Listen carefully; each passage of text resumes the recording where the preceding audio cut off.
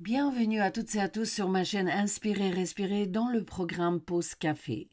Je m'appelle Lunia, je suis artiste lyrique, musicienne, professeure de chant et coach pour la respiration profonde consciente. L'objectif de ce programme est de parler de ce qui est beau, inspirant, de ce qui permet d'évoluer. La durée de mes podcasts, entre 10 et 15 minutes, laisse tout juste le temps de boire un café. Où est le sens? Où est la logique? C'est le résultat de mes cogitations d'un dimanche après-midi. Ma chienne Gaïa paraissait tranquillement sur le bureau, dormait profondément et ronflait de temps en temps. Mon Dieu, me dis-je, comme les animaux sont heureux.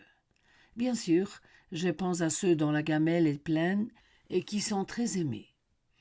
Ils n'ont pas à apprendre, à bourrer leur crâne de dates, d'événements historiques, de calculs sans fin.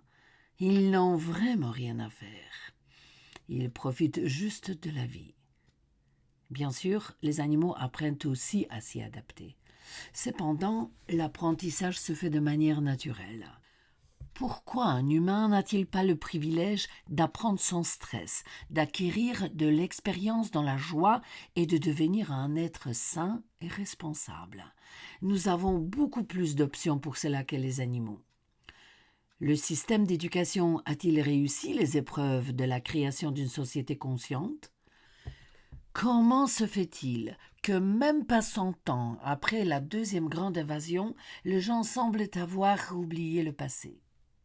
Les droits humains et civils sont violés sous divers prétextes et nous ne réagissons pas, comme si nous étions endormis. Bourrer les crânes des enfants de dates et d'événements historiques assortis de visites dans les musées afin d'entretenir la mémoire nationale semble être un échec. Les enfants et les adolescents n'aiment pas parler de terribles expériences de nos ancêtres. Et ils ont raison. Nous avons mis l'accent sur la commémoration de l'ancien temps, ce qui bien sûr est important, mais nous avons oublié de mettre en évidence les valeurs les plus fondamentales, qui ne permettront jamais la répétition de tels événements. Je veux parler de la conscience et de la responsabilité, qui maintiendront une personne alerte. Avec l'éducation traditionnelle, sommes-nous toujours vigilants et prêts à défendre les valeurs que constituent la liberté et la prospérité? Étudier l'histoire ne devrait être que le fondement, la base, et pas le but principal de l'enseignement, c'est mon avis. Un jour, dans un film sur la faune, j'ai vu un épisode où un singe regardait avec curiosité une grosse pierre sur laquelle se cachait un serpent enroulé. Le singe souleva la pierre, sur laquelle subitement apparut le serpent sifflant. Le singe hurla et laissa tomber rapidement la pierre. Oubliant aussitôt la scène dangereuse, le singe souleva à nouveau la pierre, et le même serpent siffla encore une fois vers lui. L'histoire recommença plusieurs fois. L'humanité ne se comporte-t-elle pas exactement de la même manière que ce singe? De temps en temps, nous avons besoin d'un événement tragique pour nous réveiller un instant, crier des slogans de liberté et replonger dans un confort apparent. Descendons-nous vraiment du singe? Ne nous considérons-nous pas comme un Homo sapiens, un être pensant? Quand allons-nous enfin utiliser notre néocortex et poser des questions précises? Puisqu'une pierre dissimule un serpent dangereux, supprimant à la fois le danger et le fardeau. De cette manière, la conscience se construit en permanence. Pour que le cauchemar des 2 conflits mondiaux ne se reproduise plus jamais, il faut comprendre qu'il ne s'agit pas d'une reconstruction matérielle, mais bien d'une prise de conscience basée sur une responsabilité de première urgence. Ne vaudra-t-il pas la peine de nous pencher sur ce qui berce et endort notre vigilance en bas de la pyramide, mais aussi de ceux qui profitent des emplois lucratifs et nous gouvernent? Eux aussi dorment profondément. Quel est ce bon somnifère? Malheureusement, en analysant le problème, j'arrive à chaque fois à la même conclusion. Les babioles matérielles, dont l'argent, le pouvoir en sont la cause. Je ne me trompe sûrement pas.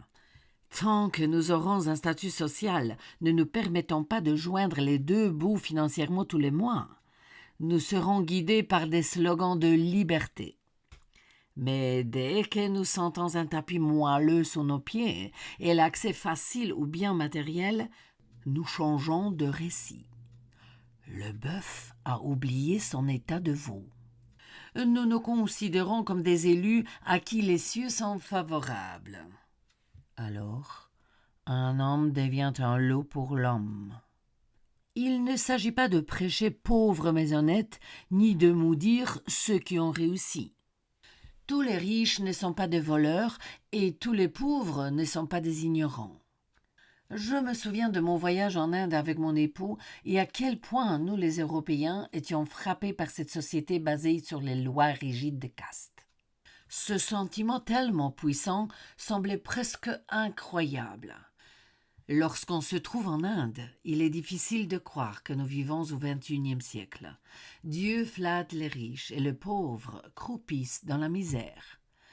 Lorsque nous avons atterri à l'aéroport de Bombay dans la nuit, la première chose qui a attiré notre odorat fut l'odeur désagréable et aigre des égouts. Au début, nous pensions qu'un tuyau avait éclaté et qu'il s'agissait d'une panne. Quelle ne fut pas notre surprise lorsque nous constatâmes que cette odeur putride régnait partout dans la ville. Le premier jour, nous n'avons pas pu avaler une seule bouchée à cause de la puanteur. Nous avons choisi un hôtel de 5 étoiles pour la nuit, en espérant que ces émanations nauséabondes changeraient. Malheureusement, vous pouvez couvrir votre palais par des tapis épais et peindre les murs en or. Une puanteur piquante ignore ce qu'est une caste, un palais. Elle rentrera partout et certainement dans vos narines.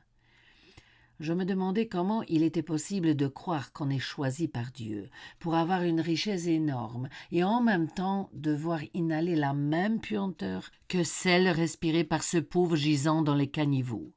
Où est le sens? Où est la logique?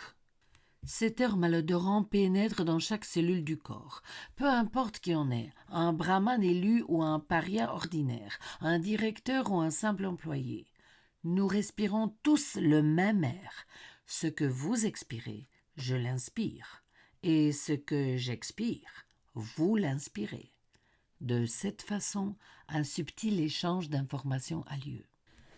Comment est-il possible que l'homme n'ait pas encore compris sa véritable identité?